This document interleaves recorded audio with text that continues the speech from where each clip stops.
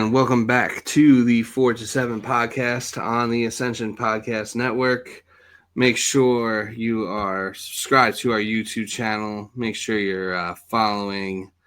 Make sure you're subscribed to the Middle Initial Podcast YouTube channel. Make sure you're following us at our socials down below. So as we hinted at the end of the, when we broke from our last video. We're going to talk a little bit about this whole rivalry weekend thing that MLB is doing and what our thoughts are on it. Because I don't know, like aside from some of these matchups, I kind of get what they're going for as far as proximity goes and stuff like that. But a lot of these are really not rivalries at all. No. Now, so the Yankees and Mets are playing each other next weekend. Like, Yankees and Mets, it is a rivalry, I think. Especially, and I think it's especially been revitalized, I think, now that both teams are contenders and after everything that went down with Soto, I think it's fair to say that, Yankees Mets is in fact a rivalry. There's definitely like some bad blood, but at least between the fans. I don't know about necessarily the players on the teams themselves really care, but there's definitely some bad blood and some history there. So, I'll give you that. Yankees Mets is a rivalry, but then a lot of these other matchups like just don't make sense. Like as far as for a rivalry weekend, I mean. Cubs, White Sox, same deal. Like that makes sense. Sure, of course. Yeah, Cleveland, Cincinnati. Like, I get it. Battle of Ohio. I guess I'll give you that. Yeah. Then you got the Battle of PA with you got the Battle of PA with the Pirates and Phillies. But like, aside from like Pittsburgh and Philly just kind of beefing over everything, I really don't consider Pirates Phillies to be a rivalry. I feel like you could speak to that better than anyone. I feel like the only real Pittsburgh-Philadelphia rivalry sports-wise that translates, it depends on the Flyers. Like the Eagles and Steelers just never play each other enough for that to matter. And the Pirates and Phillies haven't been both good at the same time since, the late 70s, early 80s? Yeah, because, I mean, when the Pirates had their few decent years, like, in the early to mid 2010s, like by that point, the Phillies were done. Like they were still financially recovering from like the Ryan Howard contract, like going all in for the 2008 World Series and then losing to the Yankees in 2009. So they were like they were coming down from that at that point when the Pirates were coming up, and then the Pirates fizzled out and the Phillies got good again. So. And outside of that, they just don't really have that much to do with each other. I mean, especially being in different divisions now. Yeah, I mean, that does it too. Yeah. It feels also to look at a few of these other ones. It's like Nationals, Orioles. I'm at least willing to give you like, okay, it's the two teams in the DMV. It's the Beltway series, I think they call it. And then you got like Detroit, Toronto. I mean, like I get the proximity there, but like, those teams really don't have anything to do with each other. Atlanta, Boston. I mean, I guess the Braves used to play in Boston, so like, but like that's not a rivalry at all. The funny thing was for the longest time when interleague play started in the NL East, it was you had the Mets and the Yankees, and you had the Devil Rays and the Marlins. And the Expos would play the Blue Jays. And it was like, well, it's like, okay, well, all of these make sense as natural rivalries. It's like. So you just had to stick Boston with Atlanta. Yeah. Well, the Braves used to be the Boston Braves. Easy enough. We'll just stick them over there. Yeah. See, I think something like that would also be cool if they did like, like a heritage weekend where you have like, the Braves play play Boston and like, Yankees and Mets play like the Dodgers and Giants and like. Well, the hard part for the Braves is there would be multiple teams that they could do that with because they would also have Milwaukee. Although I guess technically, or the like Brewers could do that with Seattle. Or like the Athletics and the Phillies. Yeah. Philadelphia Athletics, like something like that would be. I think something like that would be interesting, and they could all wear like cool throwback uniforms for it. Yeah. But yeah, I mean, like I feel like a lot of these, like you got some division matchups, like they have Giants. They have Giants versus A's listed as a rivalry. Yeah, I mean, Brian Windhorst. Why is that? Yeah, I mean, Battle of the Bay, but it's not the Battle of the Bay anymore. No, it's the no-cow battle. Yeah, and then you got Dodgers Angels, which I guess there is some, I guess I guess there's some juice there. I guess they get into. I guess when the Dodgers and Angels play each other, the fans get into a lot of fights. Do people actually give a shit about like Rays versus Marlins like in Florida? No. Yeah, I didn't think so. And I mean, like Minnesota, Milwaukee, like whatever. Yeah, I guess like. Well, I mean, like you brush that off, but like Packers Vikings is a thing, so there's that. And remember, the Twins and Brewers used to share it. Well, actually, no, they didn't share a division because the Brewers would be in the East and the Twins would be in the West for some reason. But the whole Minnesota versus Wisconsin thing, that's very real. Yeah, Minnesota. We may blow that off. Yeah, it's not really a baseball rivalry though. Also fair. That's a fair point. But I get that it's like, a big NFL rivalry. I get that, I'm sure it's probably a thing in like college sports too, like Minnesota and Wisconsin are probably have some deep. Colorado, Arizona, like I'll give you that. I mean, it's not like a quintessential rivalry, but it's NL West rivals. We had to give them something. yeah, I guess they had to give them something for Mariners Padres, which you said was what the battle for the Eddie Vedder Cup. Yeah, which apparently does have a trophy, and it's a guitar which Eddie Vedder will provide himself or has provided. I don't know if he's going to be there to present it. I assume if you're Eddie Vedder and they've called this the Eddie Vedder Cup, you could you're gonna be involved in some way. Yeah, I love Pearl Jam, but for all the wrong reasons. No, let's hear him. I want to hear this. Basically, like I just I don't think they're a good band at all. I like they're one of those bands to me that's like so bad that they're good. There are people that will fight you about that. I'm not one of them. But I know. I've encountered people who have gotten very mad about me making fun of Pearl Jam in the past. So it is what it is. But yeah, I mean, I get it to an extent because it's like grunge and Seattle. But like I don't know, like doesn't really make sense for San Diego to be involved. I feel like it would make more sense if Seattle was the home team.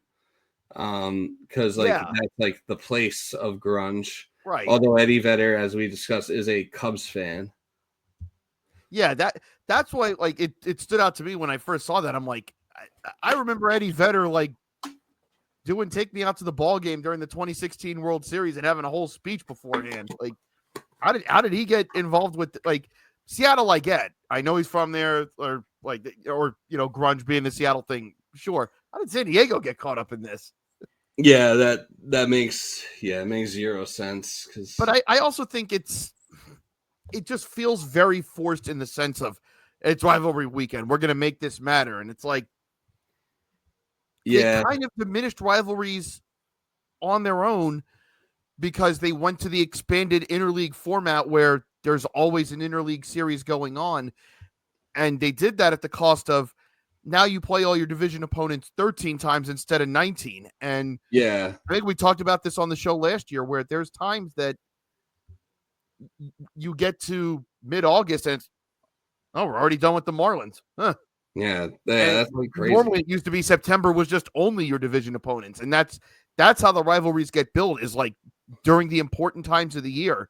It's memorable things that happen. It's, hey, we got one over on you here, or hey, we ruined your season because we took 3 or 4 from you in the last week of the season. And it's like rivalries have to naturally happen.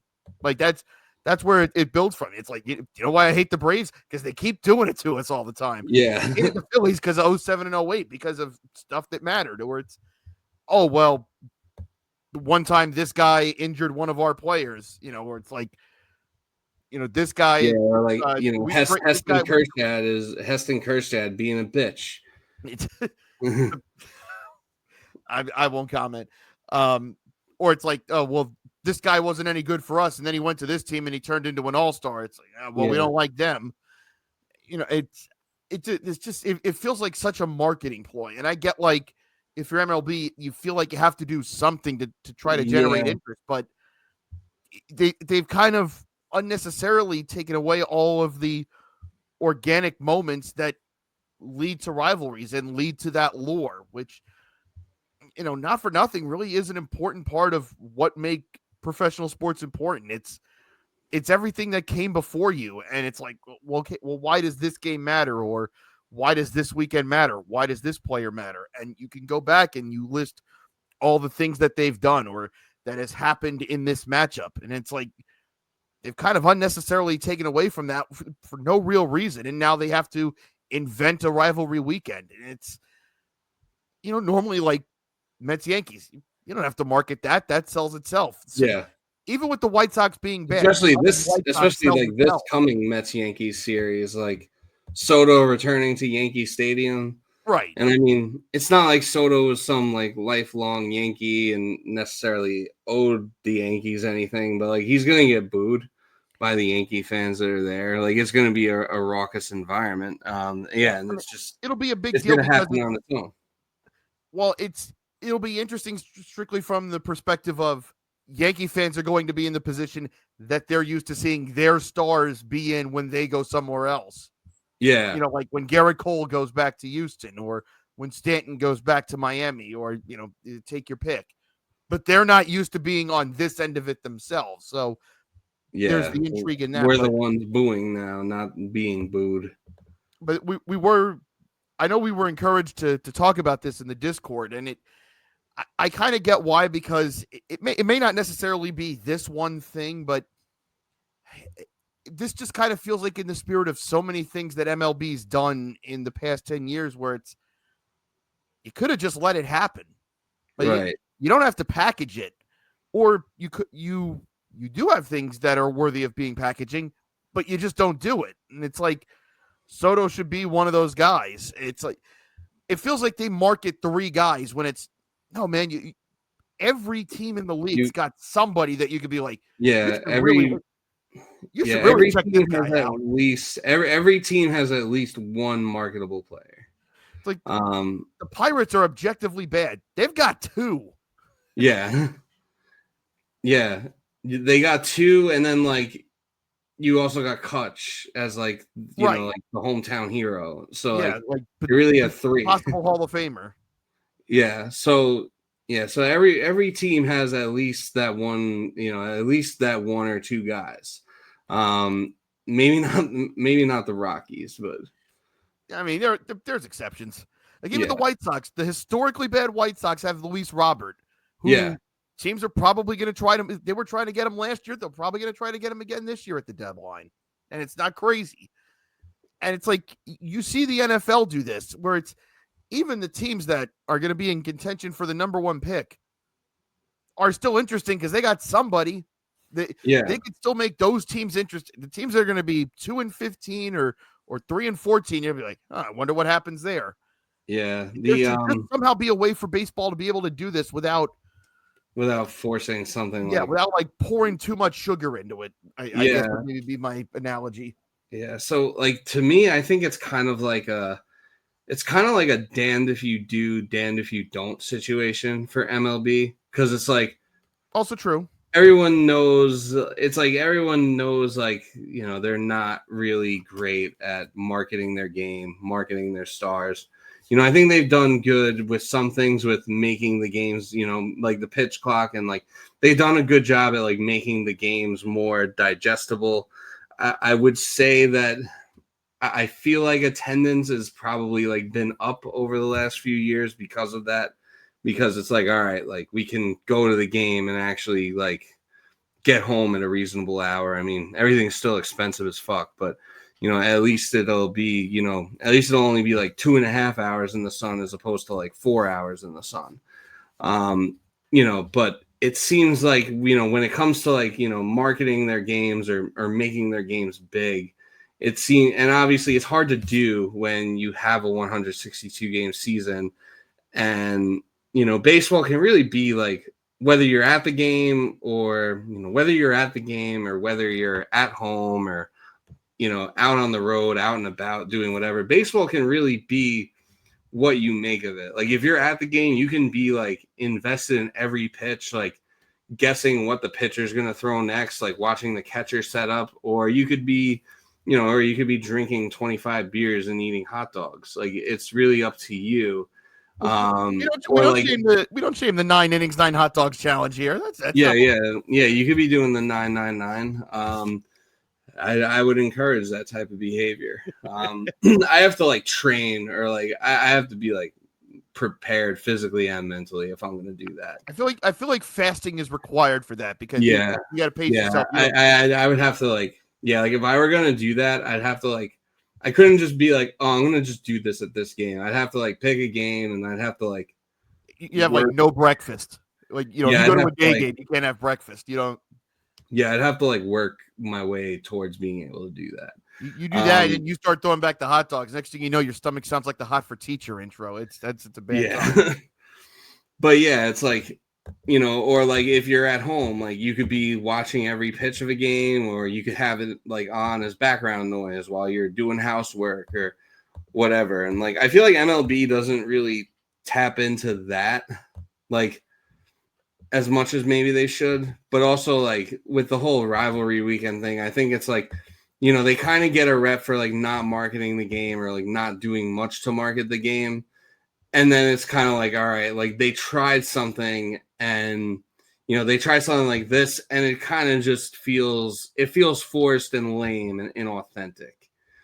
Like NFL, I feel like the NFL doesn't really need too much help, because the games are just kind of big on their own because there's so few of them. Right. I think that's part of the appeal is, hey, there's only 16 of these, or 17 now. Like I feel like the NBA does the best job of like really marketing their games and like getting people to tune in, and then like NHL has like similar problems to MLB, but like they might be even worse. I mean, and I think they both kind of suffer from the same thing, because it's people watch playoff hockey and it's like, man, why don't I do this more? It's like, well, it's there. There's ways to do this, like center ice.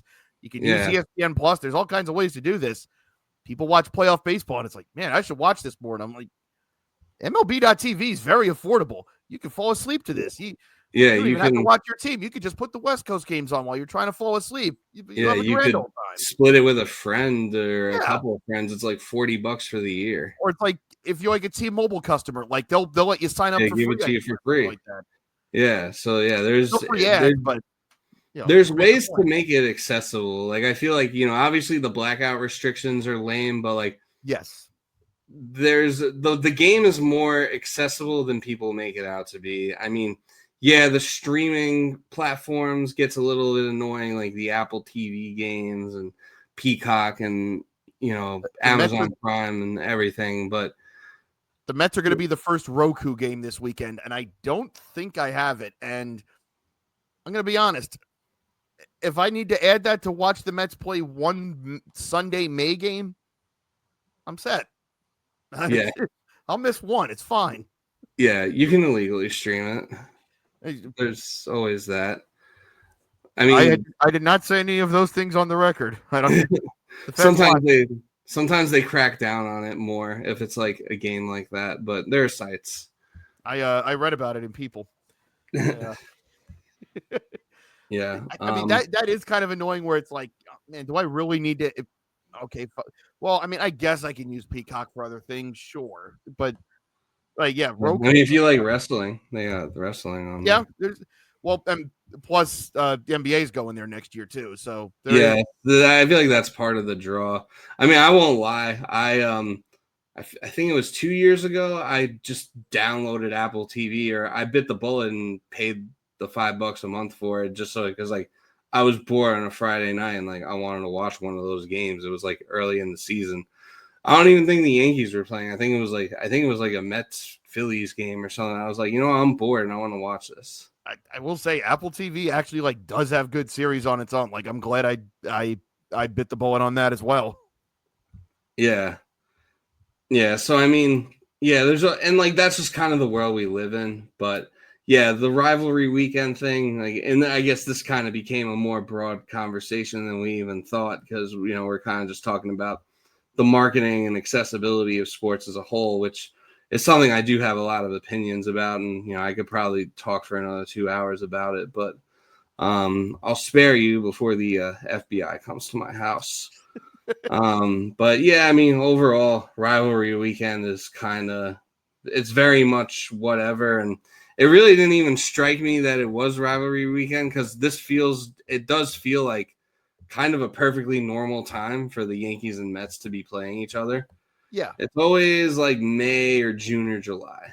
Yeah, I know we've had a couple September matchups in the past handful of years, and that'll Yeah, weird. that was wasn't it a September game when that one game where like Giancarlo hit the home run and he was like yelling at Lindor, and whistling. And then there was like almost a fight, and then Lindor put 3 on his head. Yeah, that was a September game. I remember that. I remember I had some tweets from that game that aged like milk real quick. Hey, let me check on those. No, I'm kidding. Good luck, Cal. Anyway, moving on, we also have the another topic we plan on discussing is revisiting the Pete Crow-Armstrong trade. So Pete Crow-Armstrong was a Mets prospect, was traded to the Cubs at the 2021 deadline. The Mets got Javier, Baez, and Trevor Williams in said trade. I think we sent, or no, did we send Williams the other way, or did we get Williams? It says here that you got Trevor Williams in that trade. It's weird. He ended up being here longer, which is the crazy thing. But yeah, that's kind of become a thing, and it kind of feels like it's being used as like another gotcha, or like, oh wow, only 48 games of Javier Baez for this, and I never had an issue with it, even up to this point, because I'll always contend that, hey, this was, as far as we know, that's the last good ball that Javi Baez has played in his career. I mean, I know he's hitting 300 this year, but I think his OPS is great. I think it's one of those trades that obviously it looks bad now, but I think it's a trade that made sense at the time. Other thing that really hurts about that deal was there was an article that came out in the last week or two that said the Cubs weren't initially interested in Pete Crow-Armstrong. They wanted Matt Allen, who was he was a high draft. He might have been in the same draft class as Pete, and the Mets didn't. I think they called him untouchable.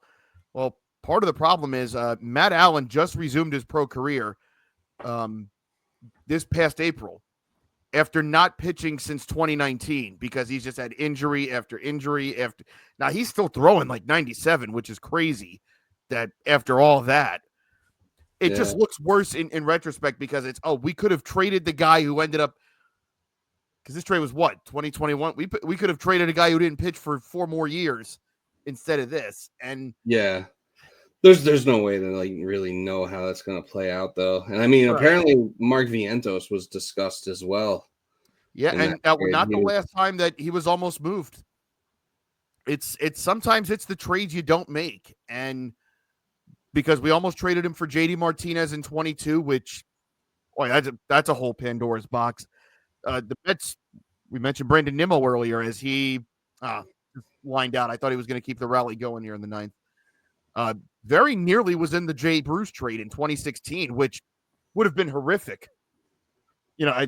People can say what they want about Brandon Nimmo, and I get it. I mean, he's strictly baseball speaking here. That would have been a horrific trade. Yeah, would have been bad. For as good as Nimmo's been for the Mets, to have just dealt that away for Jay Bruce, that would have been horrific. There's always the famous one that the Mets very nearly traded David Wright before he ever made it up for Jose Cruz Jr., which would have been another disaster. There's two good tweets I've seen about this. One from Ryan Pladino, who I've referenced here on the show before, and I always enjoy his takes. He said, I've seen a lot of discourse about the PCA's trade. So let me remind you that the Mets had a 5-game division lead at the time of the trade. And Conforto, McCann, McNeil, and Dom were useless down the stretch as the Mets collapsed while Baez raked. Blame those four for that trade, not the front office. Which,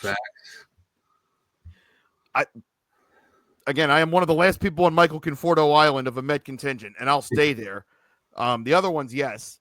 But also, as I've pointed to throughout that year, Jacob deGrom, when he was healthy that year, was the best pitcher in baseball by a lot.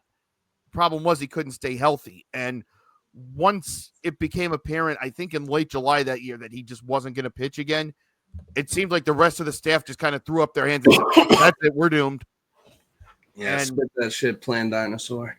Yeah, there were a litany of reasons why that didn't work out. The reason the Mets didn't make the playoffs in 2021 was not Javier Baez. He was really damn good. And I think people forget, like, genuinely, when he signed with the Tigers, I was like, man, could have really used him. We could have had, if him and Lindor are a double play combo up the middle, and we move McNeil to left, or we move him to third, or we put Baez on third, and we just have the best left side infield defense in the league. I'll take that. And, we'll live with the bad, with the strikeouts, but I know what I'm going to get from him. I didn't know this was coming.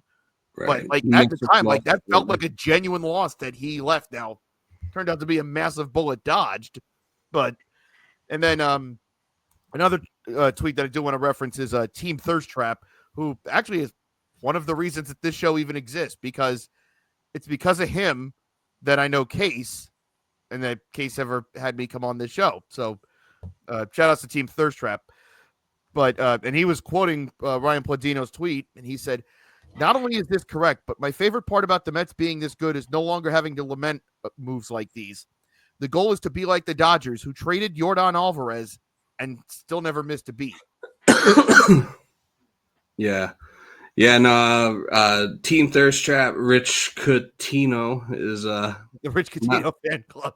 Yeah, not the real Rich Coutinho, but one of my favorite. Actually, one of the accounts I've followed for the longest times, and one of the better follows on Twitter. I think didn't he used to have like a background picture and or his cover photo with like him and like I think Jude was in it and like a bunch of other Mets fans. Were you in that picture? No, I have not met Jay in person, unfortunately. Maybe that might change this summer at the David Wright game. We'll get there. But it was on the Shea Bridge. Yeah, because I do remember that, and I remember looking at it one time and thinking like, wait, one of those guys I thought looked kind of like Jerry, but it's kind of kind of crazy that because of him, this iteration of this show now exists. But yeah, I mean, it's a good point where it's like, teams that are generally in it every single year are gonna move guys that like, hey, we could have used him. It's like, but we had to get this guy for a stretch run. It is what it is. Yeah, and the Mets started that season 35-25, and like so they were obviously they were in a good position. They were in a good position. And it should be noted, part of that run was started by the bench mob. Like that was the stretch where like Jonathan VR and Billy McKinney and Kevin Pillar were like regularly contributing to wins that year. So it's like, could we have really expected that to keep up? Like, that could have been a thing. Yeah, I mean they were in first place in July. I mean they didn't fall out of first place until like after the deadline. So when you're in that situation, you kind of gotta go for it. Like, you kind of gotta go for it now. And I think that even though they didn't have Baez, I think that, having the season they did in 2021 and like kind of having that mentality, like a buyer's mentality as far as like getting Francisco Lindor and then like, making a trade to add at the deadline rather than to sell. I think that kind of opened the window for them to have like another go at it and win 100 games in 2022. So, I think it's one of those trades that obviously it's aged poorly, but like, I think it's one you can look back on and say, this made enough sense at the time. Like Javier Baez, like didn't fall off a cliff yet. No. You got another like back end of your rotation arm in Trevor Williams. Like you got a professional pitcher. Yeah, like that's a guy that could give you innings.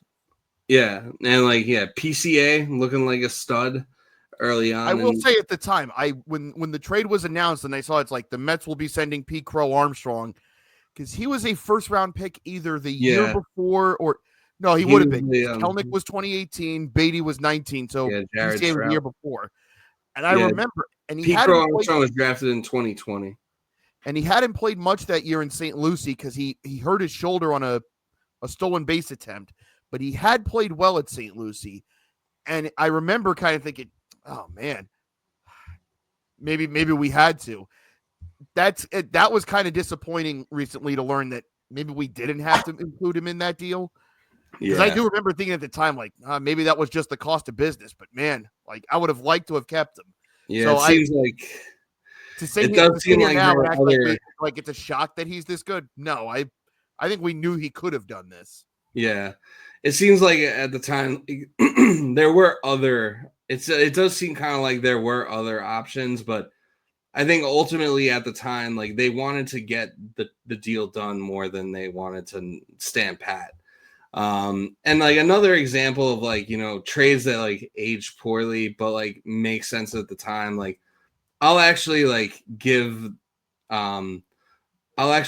like Neil Huntington, I believe was the Pirates GM at the time when like, cause the notoriously bad trade was when they traded like Austin Meadows and Tyler Glasnow for Chris Archer and Shane Baez, which obviously has aged like it's aged like milk that was left out on your front porch on a mid-August day. But I think at the time that trade actually made sense for them because it was 2018 and they were very much like in it at the time.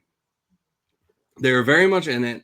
They needed a starting pitcher. And I remember after they traded for him, like there was buzz at PNC Park. Like I went to Archer's first start as a Pirate, and that was like one of the more robust Pirate game atmospheres that I've like been at least in fairly, I guess, 2018 is not that recent anymore. But to that point, like Chris Archer was maybe not a Garrett Cole, Justin Verlander type, but like at that point in time, like you could feel pretty good about Chris Archer being the guy leading your rotation if you were chasing down a playoff spot. Like he had a track record. There was reason to feel good about that.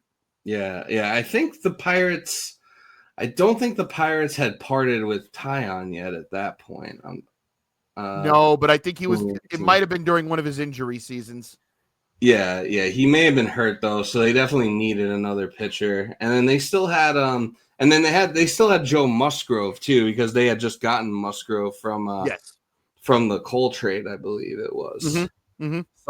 So they had Musgrove. So like it did make sense at the time. It obviously just aged extremely poorly and it just didn't work out at all. But who's to say that Tyler Glasnow and Austin Meadows would have actually become Austin Meadows is like borderline like out of baseball at this point. Like he's got like his own like issues he's dealing with.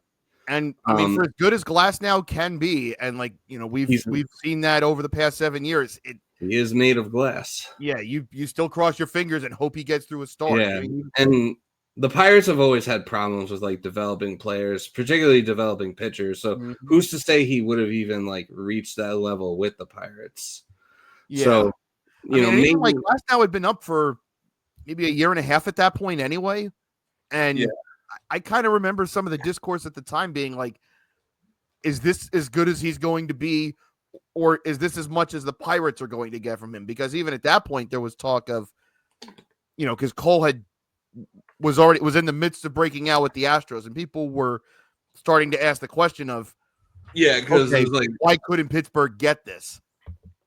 Yeah, because their pitching coaches were preaching pitch to contact when he went to Houston, they were preaching cheating / just blow people away with your fastball like a normal person. RPMs, baby. Yep. Also, I just do want to reference from 11:40 p.m. September 12th, 2021. From @Meta World Beast. Lindor ain't good enough to be talking all that shit. Sit down and shut up. It immediately I don't actually, I mean, obviously I said it, but I don't actually remember saying you're not good enough to be talking all that shit, but wait, there's more. Said it. Yeah, I'm sure there is.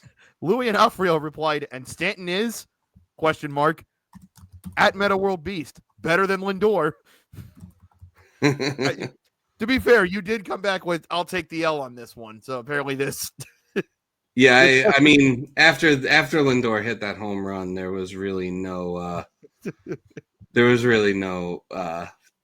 no coming back from it. It was just like, one of those I don't know. I was watching that game. I was fired up, and I was talking some shit, and it backfired on me massively. I had to do that. Happens to the best of us. I guess that'll wrap up the things that age. Well, actually, it won't wrap up the things that age like milk portion, because our last topic is also, I guess, on the same realm of things that don't age well. This topic was your idea, but which prospect for your team that you thought was a sure thing was going to be great, but then ended up not working out? A few come to mind for me, but I'll let you go first. So, for Met fans of a certain age, it's, you hear Alex Escobar, which is even a little bit before when I really started like following prospects and such.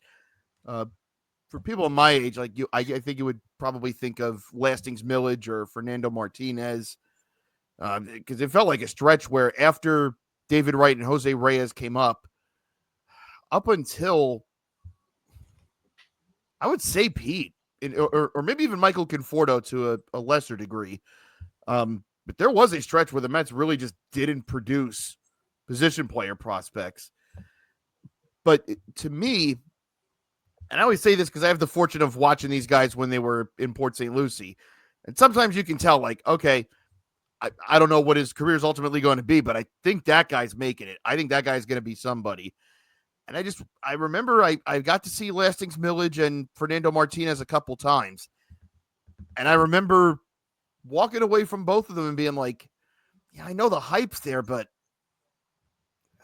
like, they're fast. Ike Davis to me is the one, and I know some people will say, okay, well, but he did come up. He actually had like a several years in the major leagues. I thought Ike Davis was going to be a cornerstone type guy. It's okay. Well, this guy mashed at a great college program in Arizona State. They produce hitters all the time.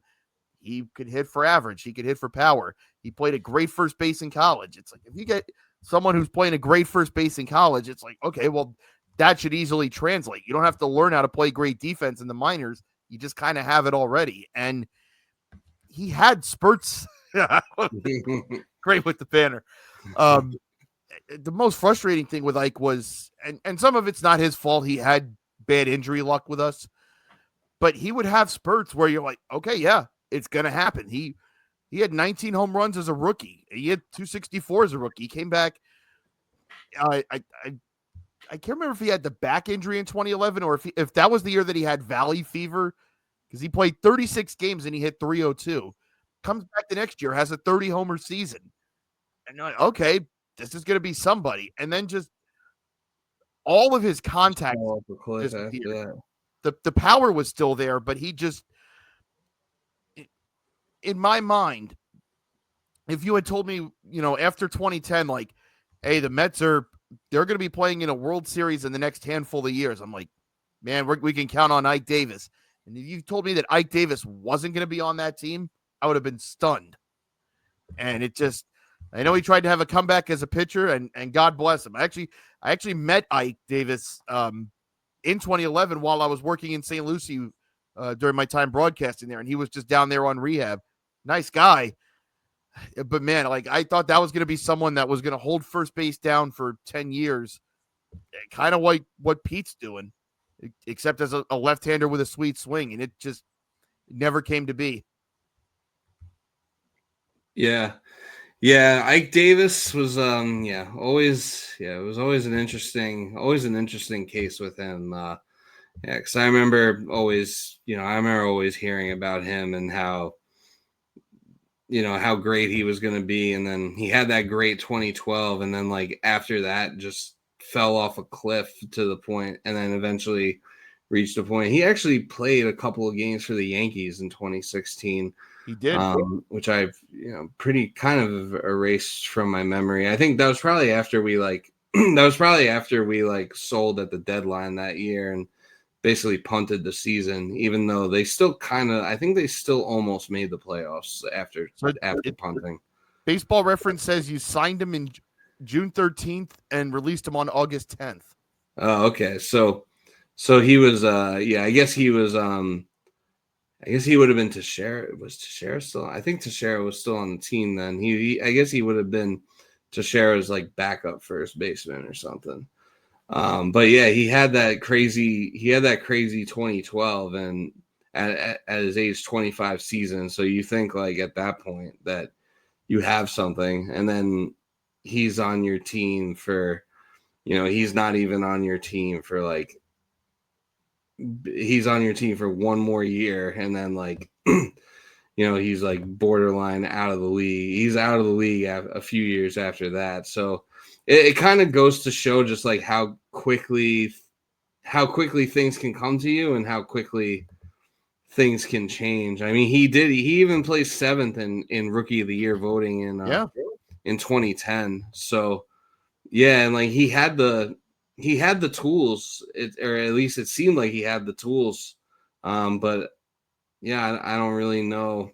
Is there anything you could pinpoint that, like, what do you think happened, or like, what do you think went wrong that he didn't succeed? Like, do you think like the league just caught up with him, or do you think there was something more to it?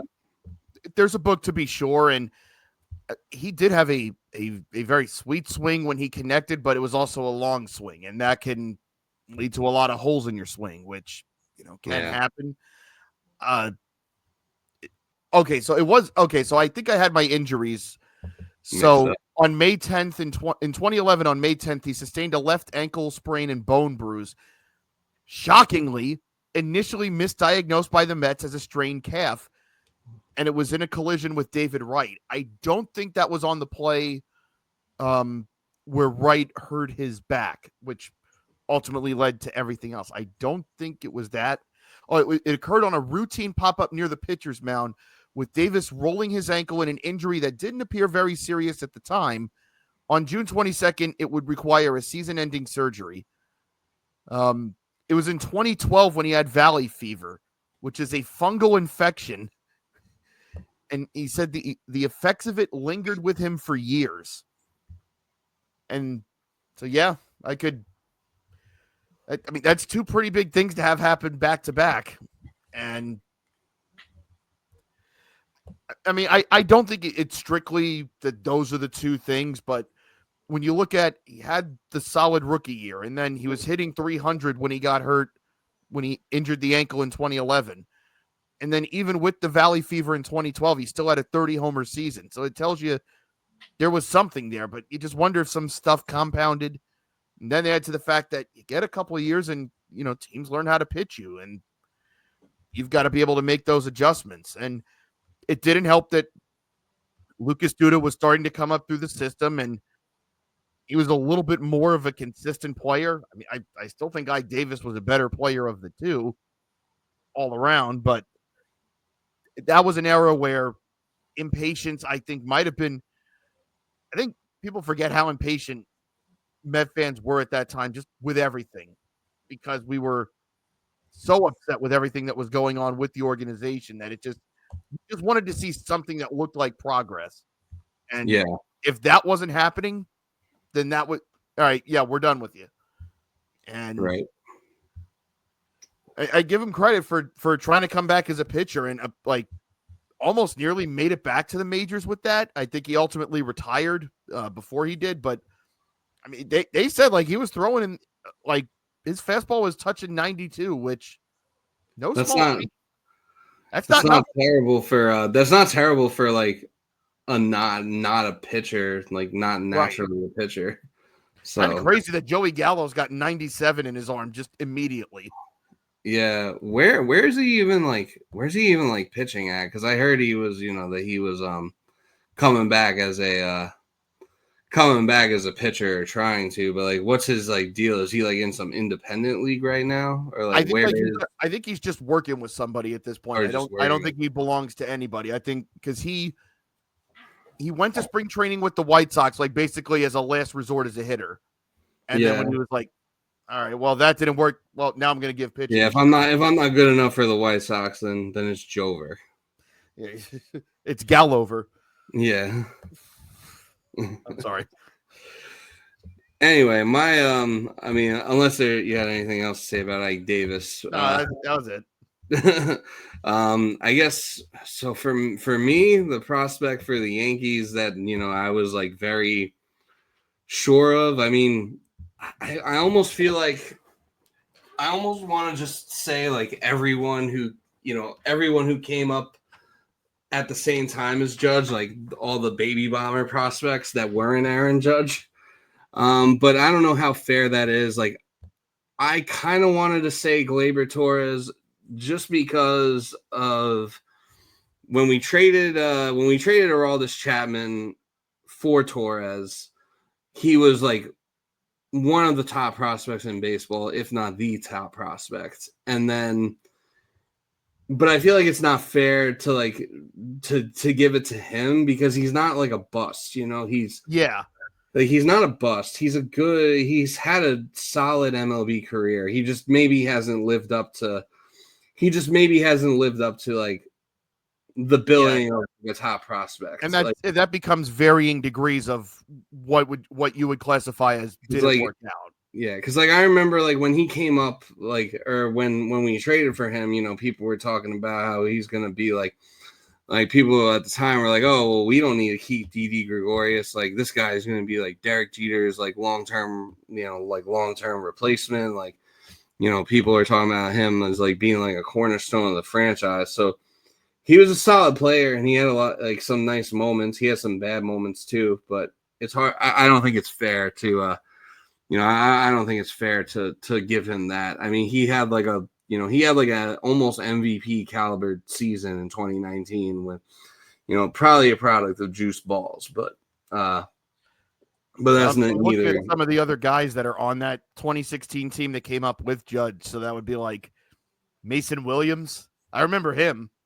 Yeah. I remember seeing him in the Florida State League and that being someone that they're like, yeah, they think he might be the long-term center fielder. And then that for me, honestly, like, and it's all people from that era. Cause to be honest with you, like, I didn't really start caring too much. I didn't really care too much about prospects, like watching the Yankees growing up. And I didn't really start caring until like, I didn't really start caring or like really following the prospects at all until like they did like that 2016 like strip down where they like replenished their farm system. For me though, it might be I might go with Clint Frazier for this. That's fair.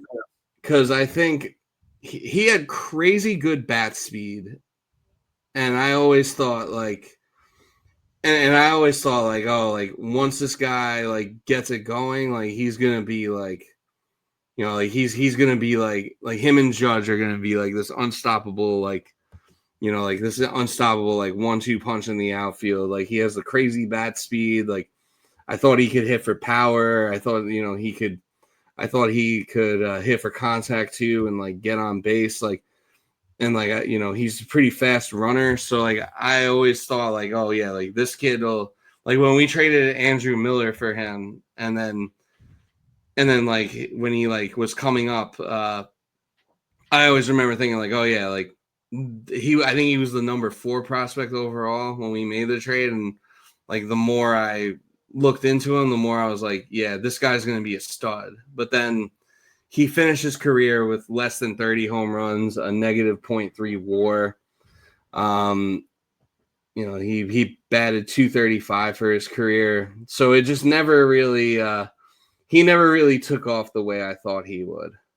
So that would probably be my answer. And then it got to a point where it almost became a meme because he was like such a failed prospect.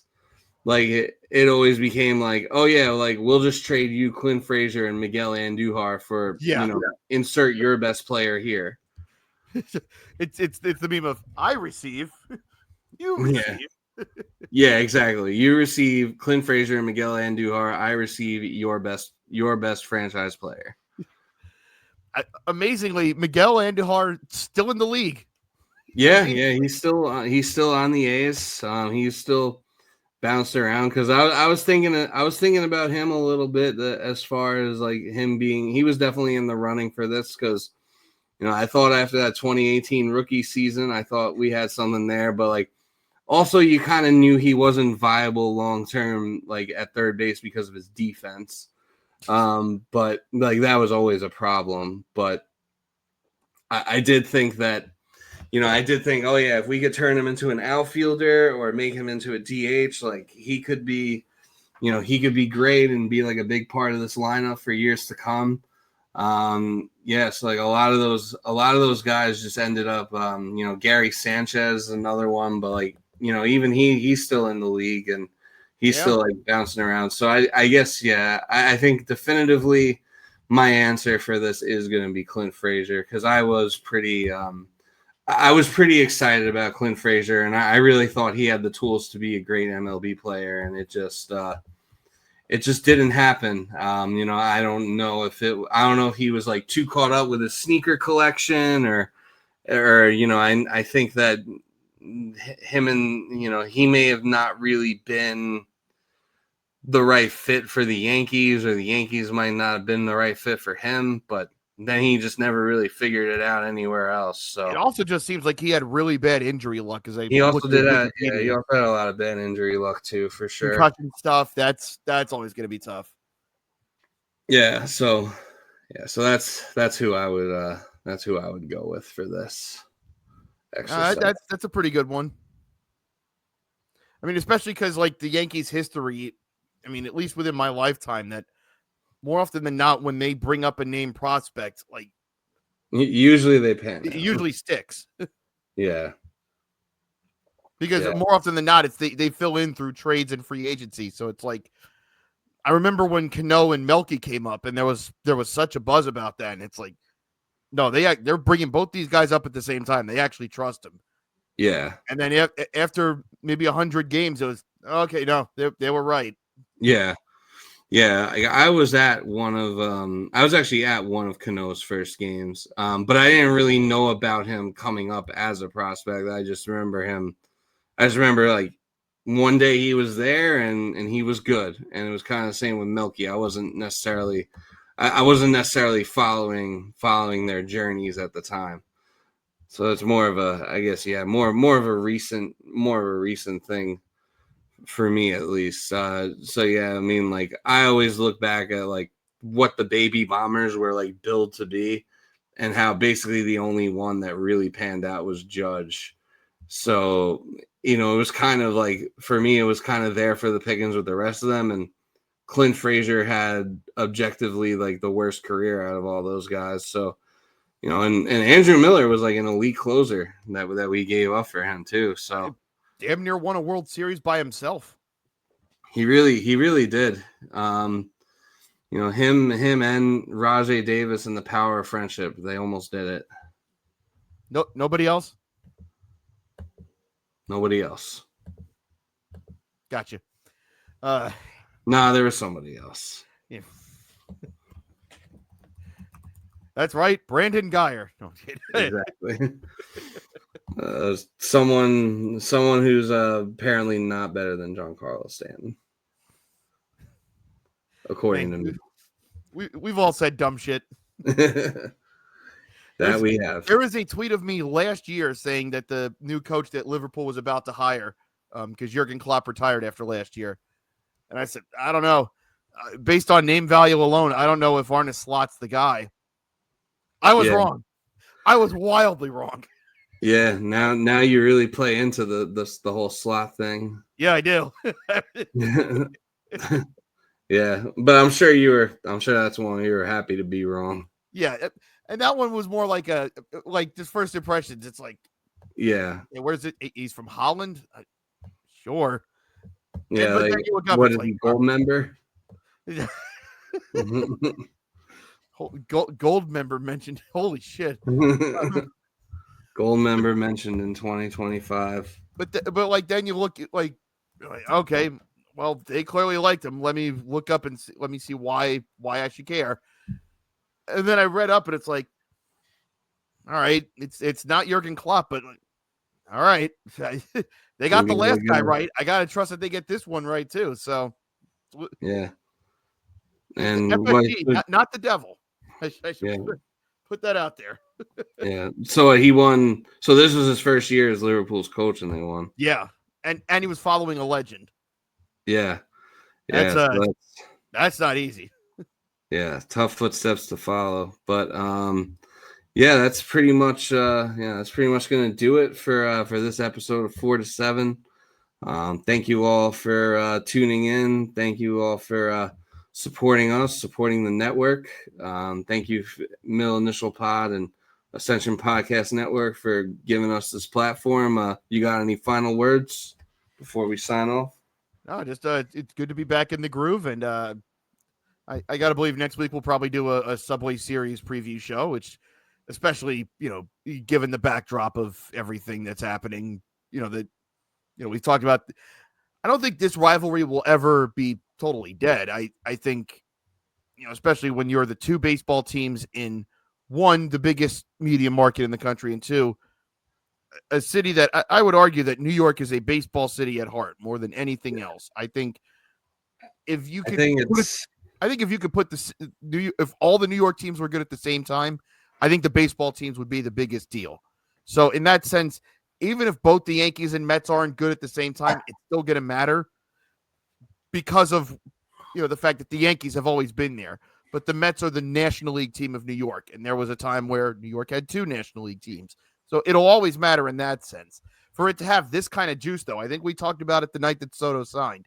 I think this is as much juice as the Subway Series has had since the day that Clemens walked back into Shea in 2002. So this will be a big deal coming up.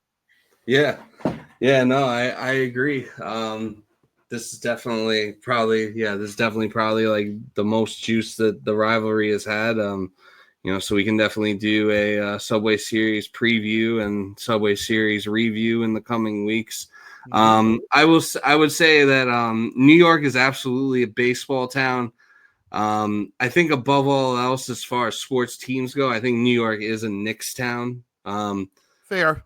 Just because like the Yankees and Mets split the vote, but no one really cares about the Nets.